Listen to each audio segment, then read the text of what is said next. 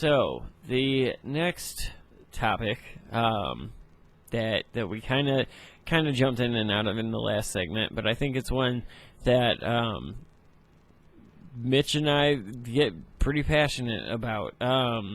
So we'll start out by saying, obviously, Donald Trump had a pretty not great last 7 to 10 days, and that is solely because of the media coverage of what you could call leaks, you could call it false stories, a false narrative, you could call it whatever you want. The fact of the matter is, the stories that have come out in the last 10 days are not sourced stories. They're sourced. They're just anonymously sourced. They're anonymously sourced. Right. So, and I think that's something that you and I get both pretty passionate about that subject. So I've seen a lot this week that has just dumbfounded me beyond belief with it.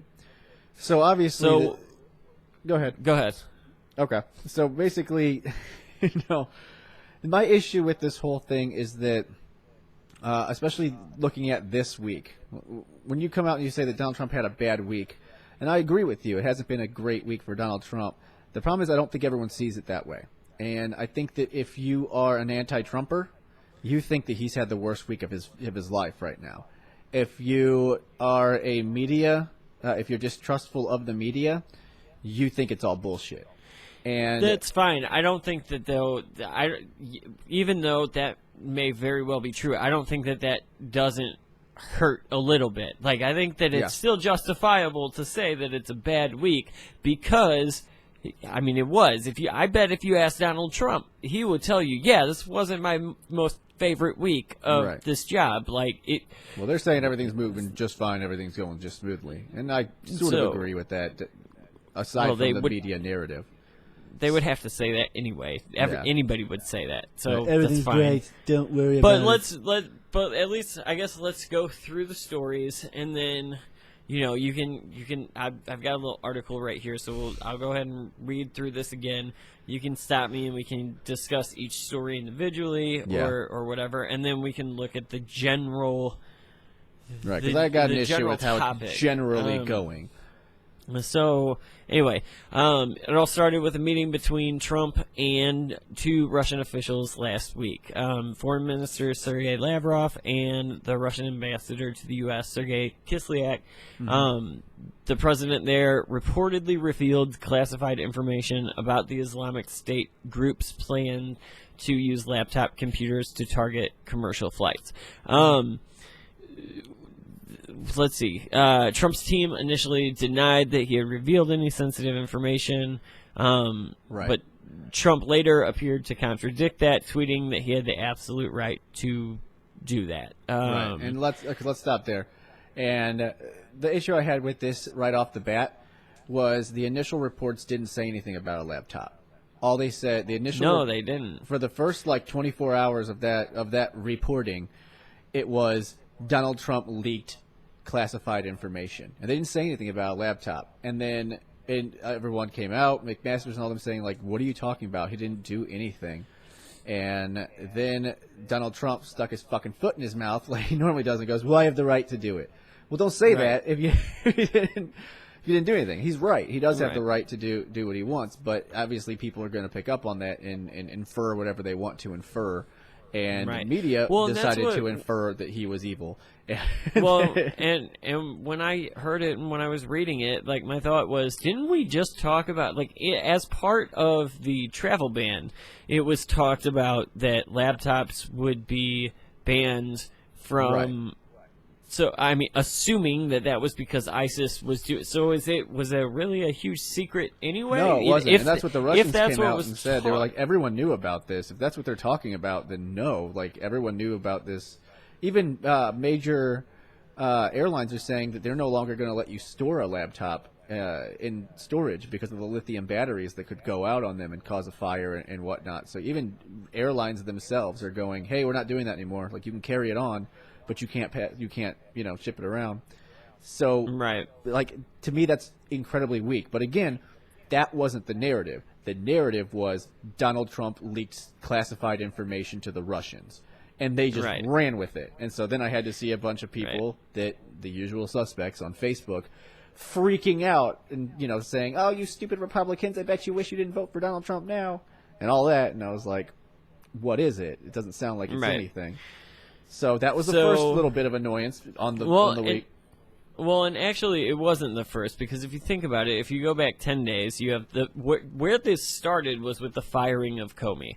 Well, and to be fair, this has been going on for a while. That there's been all the Russia stuff is alleged. None of it's real yet. And you said that Donald Trump tends to put his foot in his mouth, and as I'm reading. Like, I'm reading back. First of all, this article, and I'll put it in the comments, like I have been doing, is written really stupidly. So, at the top of it, like, sorry, Vice News, who's not accurate, but at least accurate enough. You mean a 19-year-old undergrad journalist student doesn't know what the fuck they're doing and is overly impassionate? No, so the top paragraph on this stupid article is like, hey, this is how it starts, and then starts with literally this morning and goes back every day. So now I'm at the bottom of the article, working my way forward in time. So sorry if I get a little repetitive here. I'm original.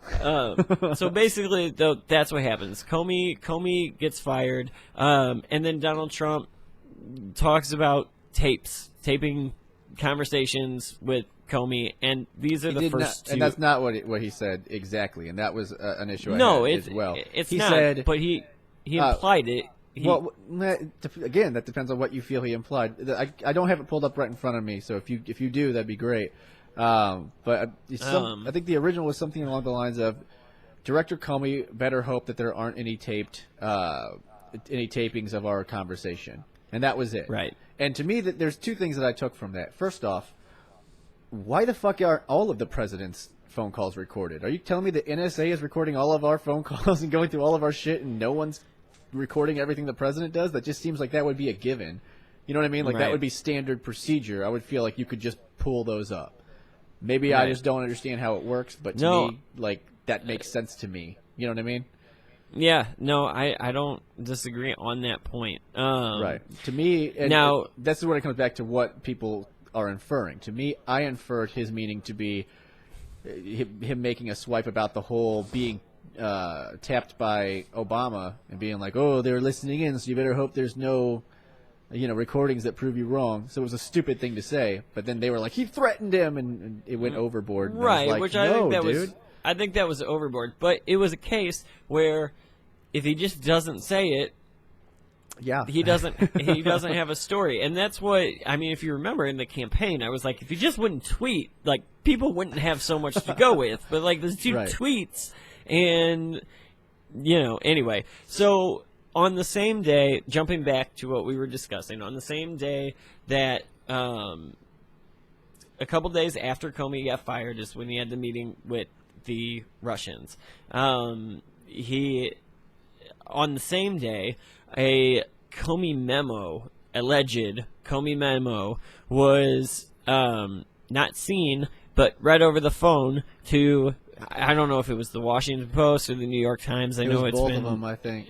I think both of them had sources that apparently read this alleged memo. It's like basically claiming that Donald Trump asked. It was James Comey's note, allegedly, that he wrote down after that dinner, in which he claims that Donald Trump asked him to stop the investigation on Michael Flynn. So that was story number 2 or 3, I guess, depending on how you're looking at it. And we'll break this one down, because this is the one that just. I mean, before, when it came to the whole Russia thing and everything else, like, I would just look at the people who absolutely believed it in the media and whatnot and be like, all right, come on, like, you need to do better. Like, maybe there's something here. This was the first one that actually made me mad. Oh yeah, I can vouch for that. I got mad at this one because I looked at it was an NPR article that broke it first, and I have been really bolstering up NPR's reporting here lately because they were doing a really good job. They've stopped doing a really good job. I was like, they sucked during the whole campaign, and then they started to get some real good journalism coming back again. And then all of a sudden, here we are again with this. So they came out, and the exact title was something like Donald Trump orders Comey to drop the Flynn investigation, period. Like, there was no allegedly, there was none of that. The headline was that, period. I think everybody who is reasonable should have an issue with that. To me, okay, so to me that's clickbait, and that shouldn't be, because I think there are the people out there like us who will see something, especially with an outrageous title like that, and first of all click on it and read it. Yeah, and then that was the first thing I did. I read the article. Right, and then secondly, do some fact-checking. It's not hard to do fact-checking. We're not super smart guys. We're guys who know how to Google stuff. We have a fucking phone where I can press a button and go, hey, Google. Right. 2.3 seconds later, I've got the answer. Right, this isn't insanely intricate. Like, it's easy to figure this stuff out, and especially when you're just now. But I do think places like, and I won't just say that it's not just NPR. Look, Vice News. I'm trying to cut out the bias in what I'm reading about this, because there's a lot of it, and I'm trying to not. You mean I don't want that is biased? Oh. I don't want it to be misconstrued as my opinion, but this is a very liberally written article, and so I'm trying to cut that out and just give the bullet points. But I don't think people should accept that. I think that's bad. No. I think news organizations or alleged news organizations should be held accountable. Look, it's as simple as saying report says, or source says, or anonymous source says, Donald Trump, yada yada yada. That's all you have to do to still. People are still going to click on it.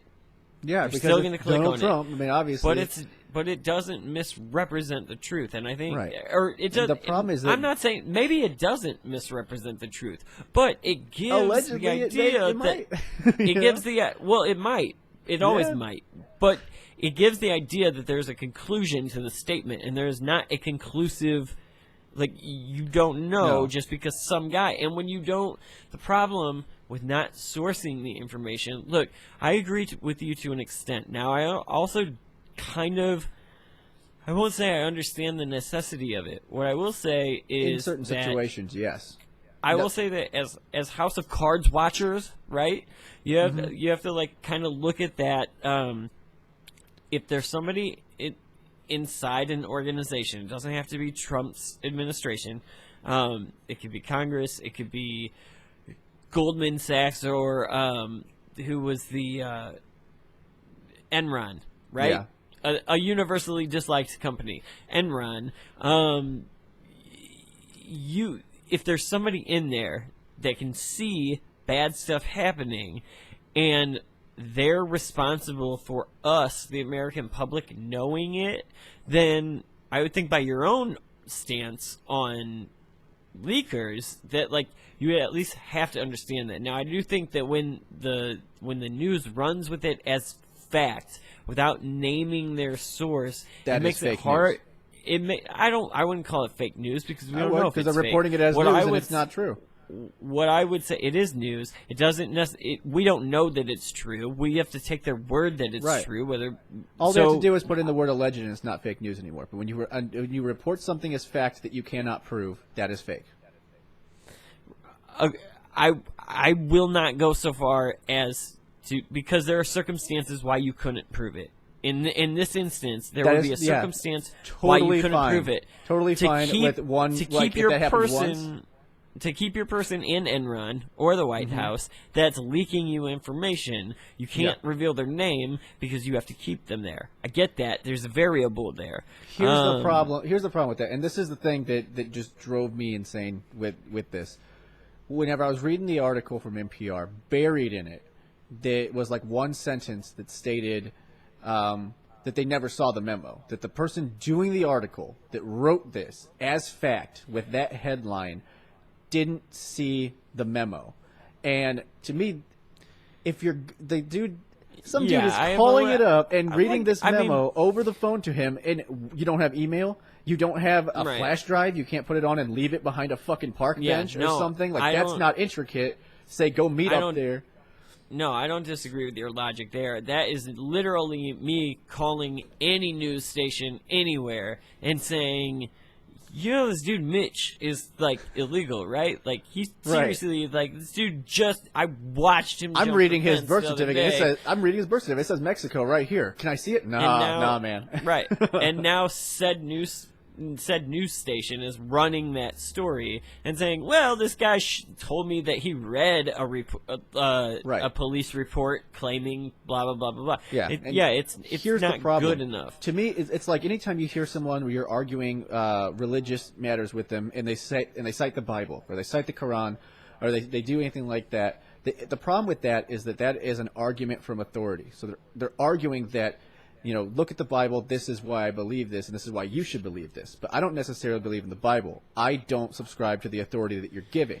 And the issue I have with this is that they are saying, we don't need to tell you the sources, we don't need to show you any evidence, trust us, these guys are good. And to me, that's the same thing as an argument of authority, that they're saying, we've taken the time to decide that these guys are credible. You don't need to look into who they are. You don't need to see anything else that they've reported, if they've reported something in the past that wasn't right, if they've, anything about these people, because don't worry, we've got it. And to me, and especially coming from the New York Times, which hates Trump and has tried to do everything that they could to take him down, and the Washington Post and CNN, I don't trust your authority. You're going to have to do better. You need evidence. To play devil's advocate, though, if they do have first of all, Trump is kind of put himself in a position where he's not. We talked about it before he even won the presidency. That and you brought it up that he's not going to be liked because he is a dislikable guy, right? Yeah. So Hillary Clinton like that. He's easy to dislike. Right. So he makes it hard for the people who matter, namely congressmen. They should still be doing their jobs. They should still be doing their jobs, but that doesn't necessarily mean going along with the person who is the leader of their party. If that is not right, that's fine. You can come out, and if Lindsey Graham says, I disagree with you, that's fine. There's a stamp there. I can look at Lindsey, or if John McCain comes out and says, I disagree with Trump. That's fine because I know John McCain. I know how he thinks. I know that he's butthurt about the comments that Trump made during the campaign. He has every right to be. But if you just say a senior senator is going to start opposing Trump, and then we're like, oh, well, who is it? What is it? And then it becomes a bigger issue, and then it comes out as John McCain. Well, duh. But it's this whole who is it that it comes down to. And that's the same thing with these sources. We don't know who they are. I don't know if you're credible. And whenever you can – the memo thing is a shining example because that's something that they apparently are holding in their goddamn hand and they're not sharing it with you. That doesn't seem fishy. That doesn't seem shady to anybody else. No, I know. I completely agree with you. And what I would hope, because here's where I think – I would think that at least in this instance of anonymous sourcing, that we will find out whether or not that story is true. Yeah. James Comey is going to be asked about it when he sits in front of Congress next week. And B, they can subpoena that memo. The fact we that know the word alleged memo content of the memo, so they read exactly word for word what it was, and apparently all it was not exactly like he told him to shut it down, not even close to it. What he allegedly, see how easy that was? CNN and New York Times and all that. Allegedly, he said, this whole thing with Flynn, it's really unfortunate. He's a great guy. I hope you could let it go. I think he's a great guy, and if there was a way for you to let it go, I wish you would be able to let it go. So that's that. You can read into that if you want, if that's inappropriate. Well, the way that you would read into that, at least as far as Bob Mueller is concerned, is that you would look at the timeline of events surrounding that, right? So if he tells if he says that to Michael Flynn, and then a couple weeks later Michael Flynn gets fired from the FBI, and then a couple days later Donald Trump says, yeah, I fired that guy because there was a lot of heat on me for the Russia thing, and that's gone now, then you can assume that one thing played into the other. And at least that's how the law works, and that's what they would do. So well, even with the law, I mean, you can look, that's intent. So now you have the intent, you still have to prove it. And that's the hard part. Like, you can have a motive. Everyone can have a motive, but if you don't have the evidence to prove that motive, you got nothing. And the problem I have with this isn't the first time. It's not like this is the first story that's come out against Donald Trump with anonymous sources with no evidence. This is like the 8th or 9th or 10th time. And the issue we had is with the Democratic Party, at least my issue with the people who voted for Hillary and those people, is there was evidence and they didn't care because they didn't like Trump. Now, they're entitled to that opinion. That's fine. Mm-hmm. But when they come out and call people who voted for Trump and people who – I'm not even standing with Trump. No, like, here's the thing, though. I just want to see what the truth is. Keep in mind, because you cite the Hillary Clinton investigation a lot, and it's a fair thing to cite. Keep in mind that it took a lot of digging to find what evidence they did find. Yeah. And in the same way, the people that were watching that unfold that didn't think Hillary Clinton they're saying the same things that I were. Was guilty. It was a witch hunt. So yeah, at least they were admit saying every single thing that I was saying.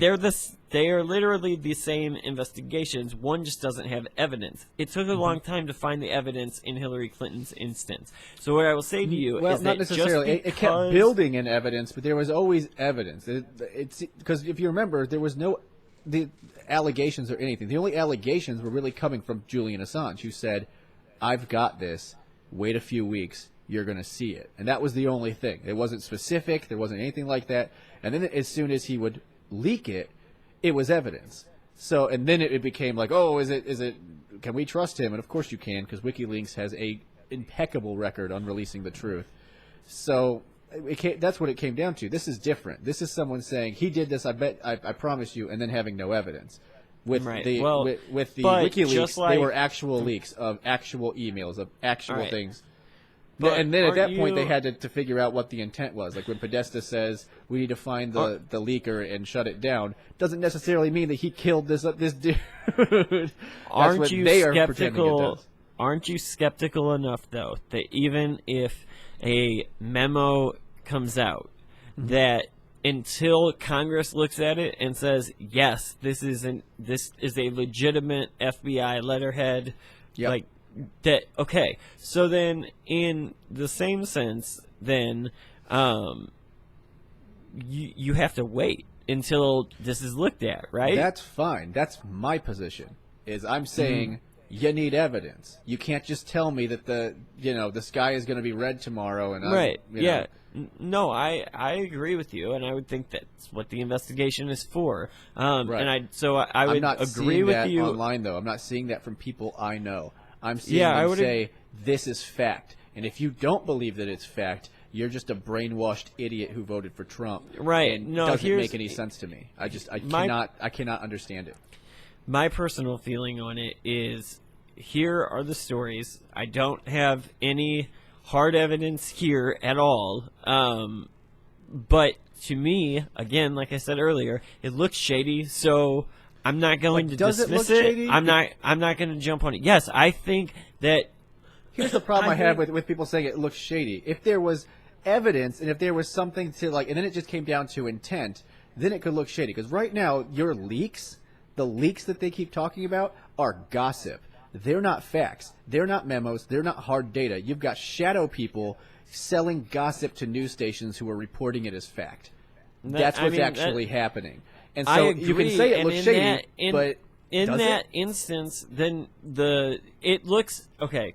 What it looked like is a story that, because it was said, it now needs to be investigated. Because if it is possibly true, it needs to be investigated. So am I going to jump on it and say that this is 100% fact that Donald Trump said XYZ to James Comey and therefore broke some kind of law? No, I'm not going to tell you that. But am I going to go so far as to say it's fake because I don't see anything there? You just heard the story 12 hours ago. You're not going to see anything yet. Yeah. Now, what would be nice is if somebody who read a memo instead faxed a memo. that would be nice. Like, I agree with you. That would be nice. That is what I think both sides would prefer. Look, the last thing that I want personally, even though I've admitted on this show 100 times that this was a weird time for me to think of doing a show in the first place when we decided to start this in the beginning, because like, who knew that my party was going to be hijacked and I'm going to be sitting here in the middle like, dude, these guys are nuts. Like, I agree with you that like, I would like that evidence. And the last thing that I want is, here's the place that I'm stuck between. I don't want any evidence to be there because I don't want any of those allegations to be true, because I hope that the presidency of the United States is a little bit more important than playing crazy, dangerous political games. Yes. And in the same respect, I want either when no evidence comes out, Democrats to accept it and move on, or if there is evidence there, I want Republicans to accept it, admit that this guy needs to go now because of XYZ, and depending on what they come up with, if it's actual solid legit evidence, then yes, that's all fine. The problem I have with this, I think the Democrats are so butthurt over what happened in this election, because let's not forget, the Democrats were caught cheating. That's not a joke. That's not conjecture. They were caught. That Donna Brazile was handing her questions to the primary, the debates. They got caught trying to suppress. They tried to only have 4 debates during the thing. They got caught trying to suppress the vote. Right, because they're idiots, and they completely took for granted the American electorate. Like, they completely they took for granted their voters, and as a result, those voters didn't show up for them. Right.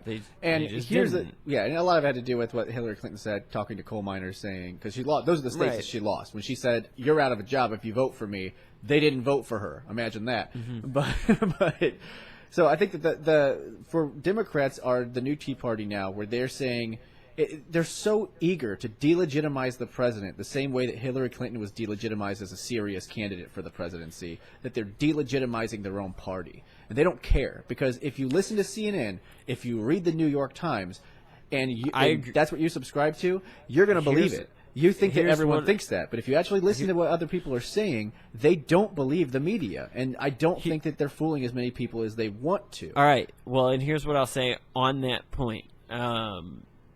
Unless they're right, because if they're right, and if they're right, and if there is something there, in an instant, everything was worth it. In an instant, they don't delegitimize themselves, and in an instant, they delegitimize President Trump. I don't agree with that in an instant, because there's a lot of people I think they've lost. That although I'm open-minded, and you know, when I say you need to show me evidence, I mean it. If you actually can show me evidence, then I will be right there with the Democrats saying this is unacceptable. There's a lot of people I think that they've lost. That at this point, even if they show them evidence, they're not going to believe it. Just like there are people out there that saw Barack Obama's birth certificate and didn't believe it. I think if there's one thing that you can count on, it is that, with the exception of the few people like me, the Democratic Party is unified. And they're unified for one reason, and it is because they do not like Donald Trump. So while I can... So while I can get mad at Donald Trump, and while I can disagree with some of the things that he does, and I can agree with other things, I think that there is a larger portion of the Democrats right now that, like you said, are so eager to delegitimize him that is their jobs. I'm not even talking about Congress. I'm talking about the electorate. I'm talking about all of it. I'm talking about Congress, the judicial branch. I'm talking about the media. I'm talking about journalists. I'm talking about all of them. We've comedians who have decided not to be funny and just bash on Trump. Will Ferrell and Colin. We've commented a lot in the past few weeks about how they're almost like sports teams, and like that's what America feels like now is a couple of sports teams, and like you picked your side. But I think that I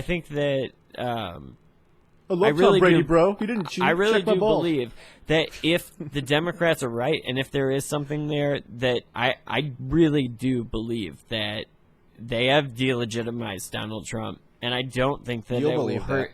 I don't think it'll hurt the Democrats, because I think that every single Democrat, who I believe now is the majority, will feel like we were right. We were right. And so now we're going to come out on this side because we were right. But my argument to that would be they already think that.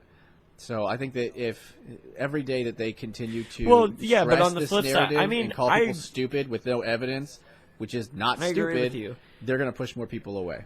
Even if it comes out that they're right, I think that maybe. They're just but on the flip side, though, there are Republicans that no matter what it is, with like that, the second that a story comes out.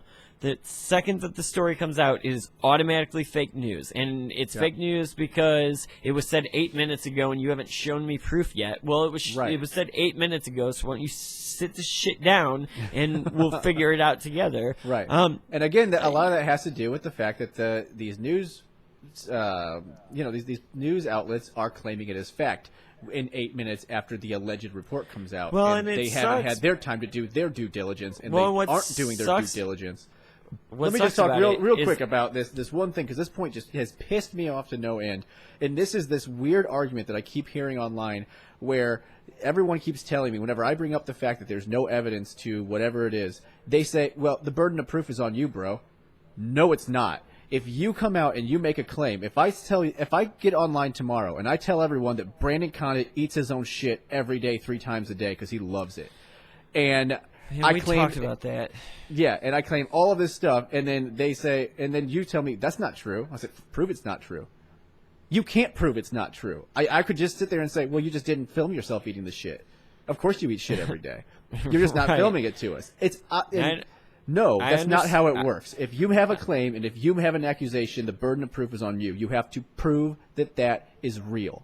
And I do agree with you, but I will say that only once an investigation is concluded will any of us be satisfied with any of it. So just look at the Warren report and all these other I guess the Watergate report was fine. Everyone agreed with that one. What's crazy is that this week Nancy Pelosi became the voice of reason, and Claire McCaskill, and that's insane. There are Michigan Republicans who are calling for the impeachment of Donald Trump. And Nancy Pelosi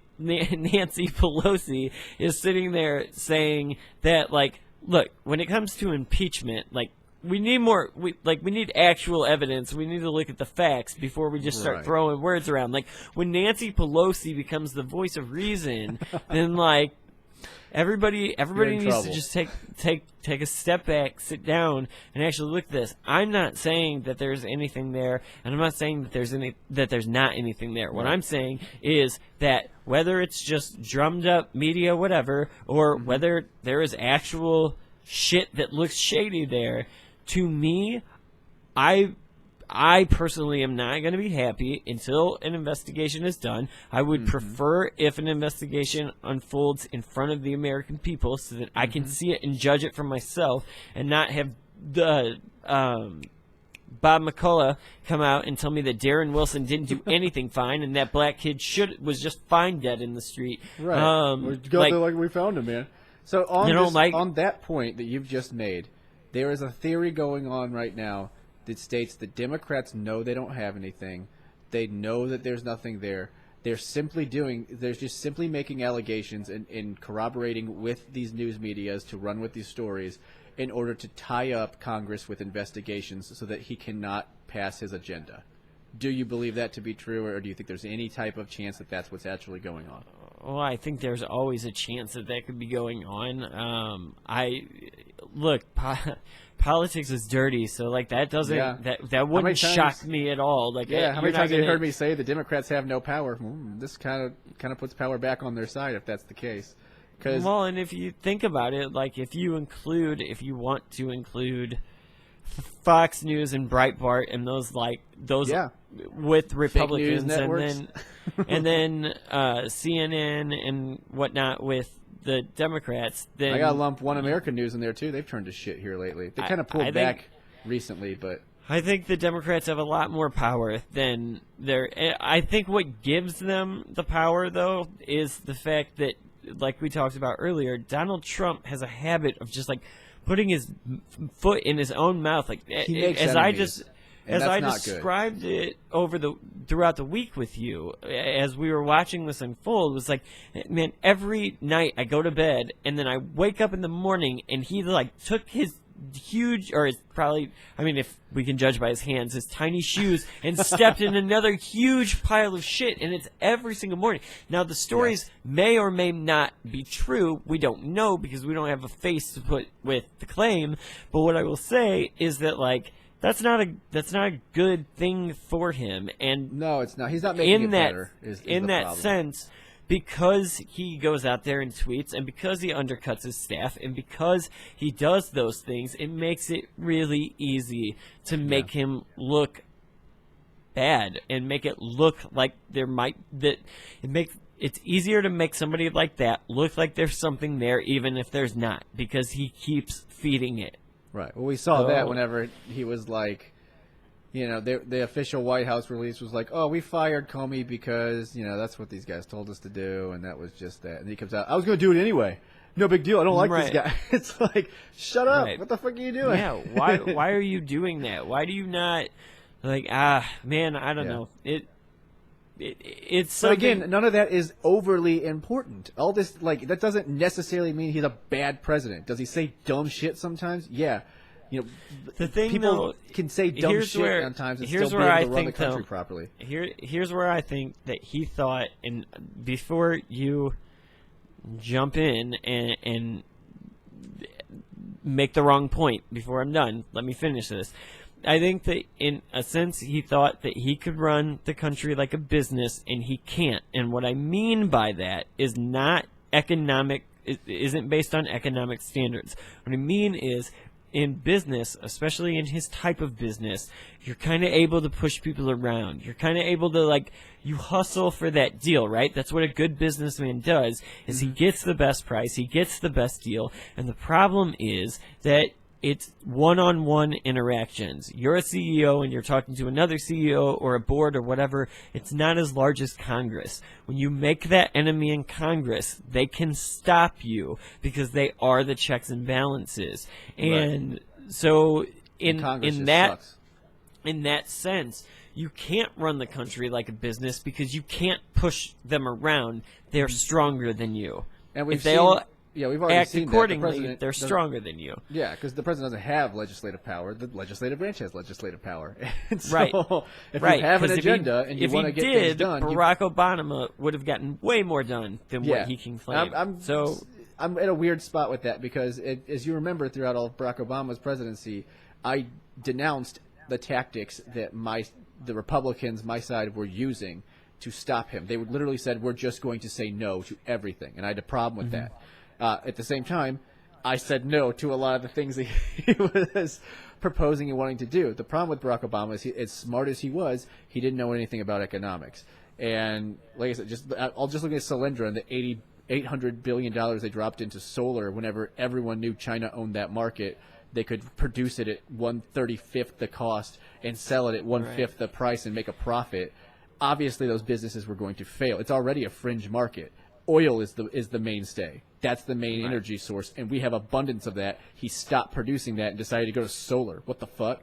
Like, none of that made sense, but it did to him, and he decided to do that. So a lot of the things that he was saying, I would have voted no to. But when you come out and you just say, I'm going to say no to everything, like the Democrats are doing now with Trump, I think that makes... Well, and, I mean, let's be honest about it. He can't even get the Republicans. So no, because there's those hardline Republicans that are dicks. And that is what we discussed before he won the presidency, was that this guy is so unlikable that the government may not work with him. It's going to be a shock for this guy when he gets into Washington and he thinks that he can push congressmen around, and they go, wait a minute, I care way more about being the senator of Oklahoma than I give a shit about your agenda. Oklahoma! And right.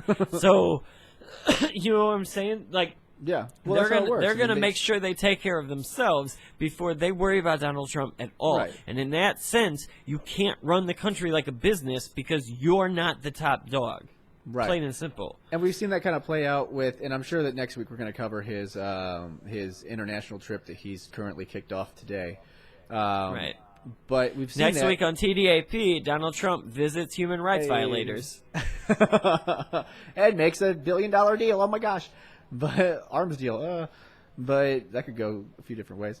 But going back to that, like we see that with Donald Trump when he meets with these presidents and these leaders from other nations one-on-one, things tend to go very well. We see that he also makes an enemy out of Congress, which, guess what, is kind of the power that controls, puts his checks and balance towards his presidency.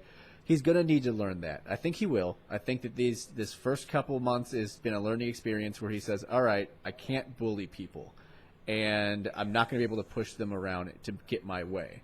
And playing the gracious host is going to work out very well with these foreign entities.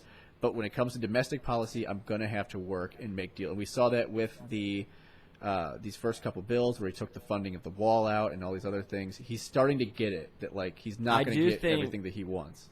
I do think he cannot bully the intelligence agencies or the media either. And we may disagree on that. Well, we see that this is why we're here, because I think that the media, this is very much a retaliation to Trump. Same way that John McCain is going to do everything he can because he called him a coward for getting captured, which was wrong to do in the first place. Right. He shit all over the media, and now the media decided, I'm not doing my job.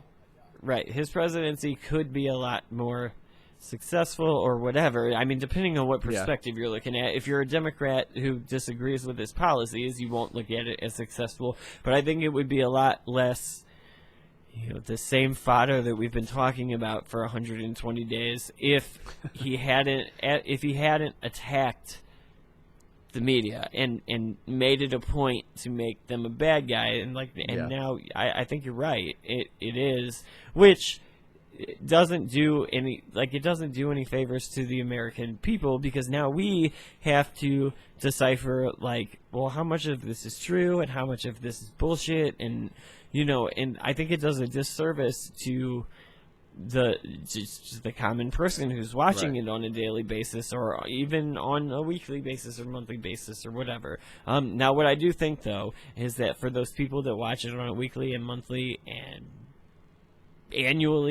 annual basis, I think that the media can be very harmful to Donald Trump, because if you're a person like some of the members of my family who are just apolitical and don't care about it, and that's fine, I probably would be much happier if I didn't give a shit about it, but I do.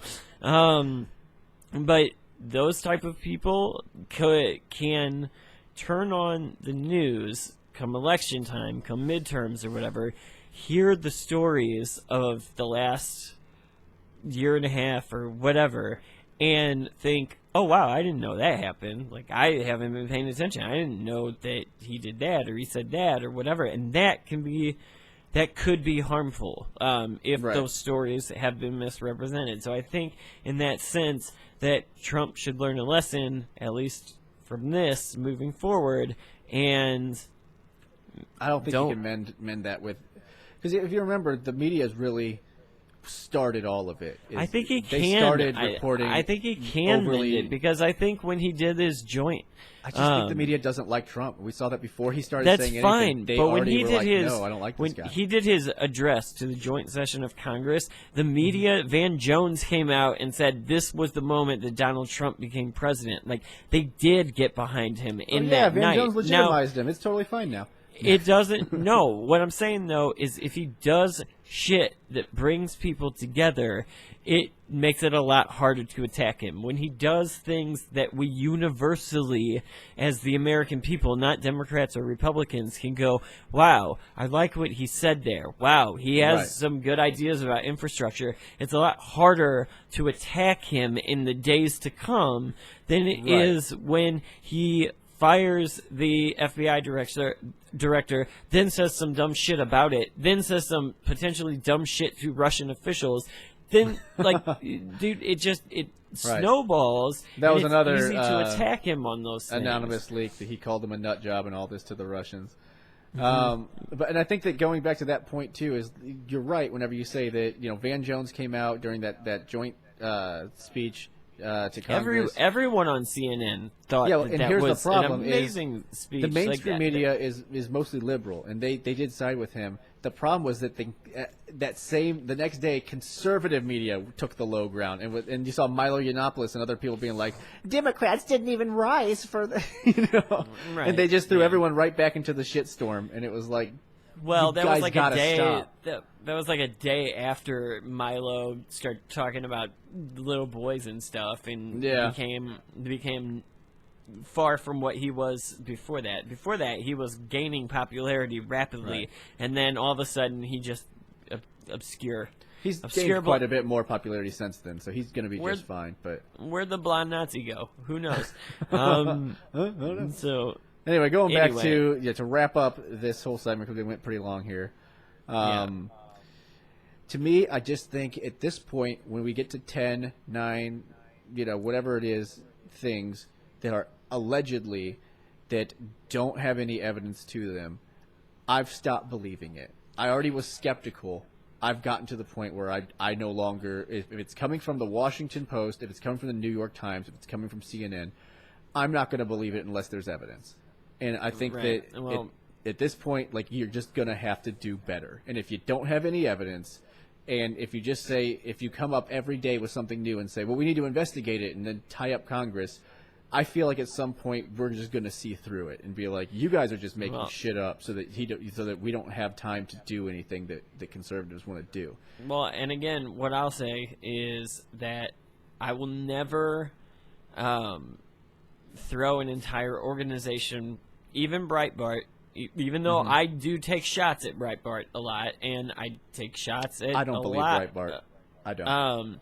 What I will say, though, is I will not I'm sure that there is some legitimate person that works in rights for Breitbart News. And Milo Yiannopoulos? when they write, no, probably not. When they write an article that isn't false, it would be unfair to lump them in with the other nonsense that is put up on on that outlet. So what I will say is I will never go so far as to say all of CNN is fake news, all of NPR is fake news, all of so on and so forth. What I will say is they do need to do better. They do need to show more evidence. They do need to look. I only have 6 days to prepare the show. You cannot come out with a new story every 2 hours.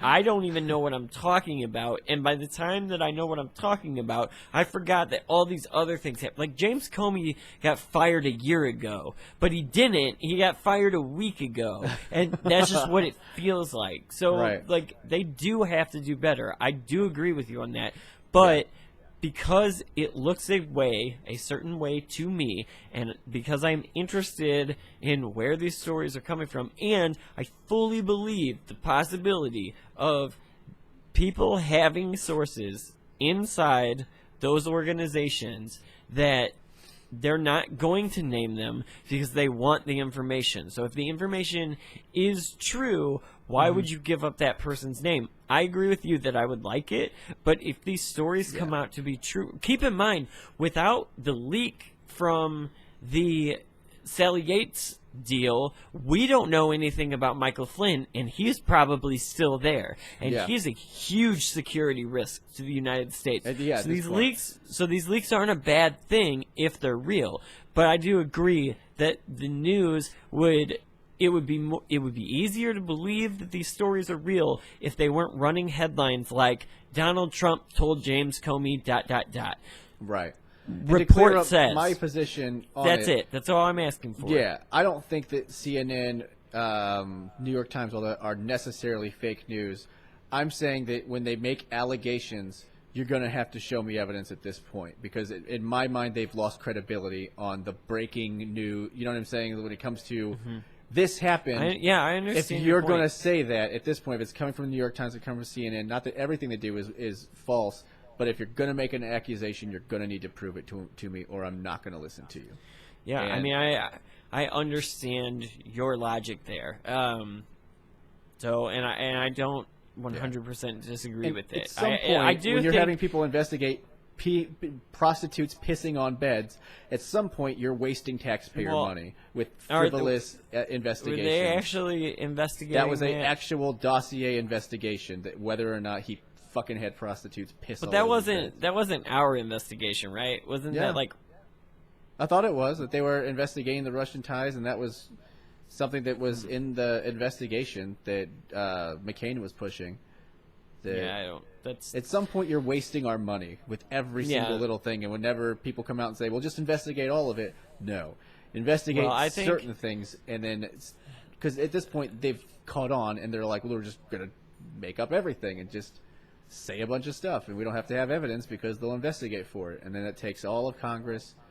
And I would suggest, though, my advice to Trump is to be a better president than these stories can drag you down.